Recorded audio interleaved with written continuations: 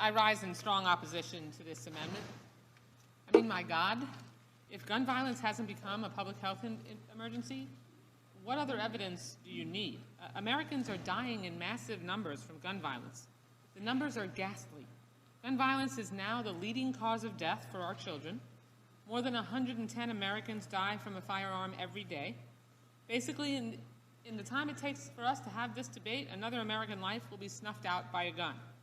Over 1 million Americans were shot in the last decade, and in 2020, gun deaths reached their highest level in at least 40 years, with 45,222 deaths that year alone.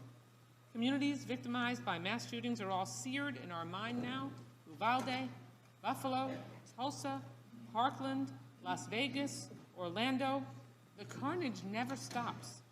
What will it take to finally get my colleagues on the other side of the aisle to stop praying at the altar of the gun lobby? To finally reject this false idol?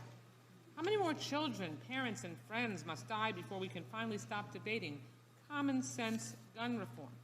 We are morally obligated to do all we can to keep our communities safer, and we must have every tool at our disposal.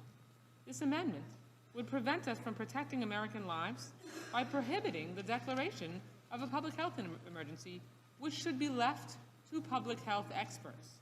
We need a whole-of-government effort to address this gun violence public health crisis and ensure the safety of all American families.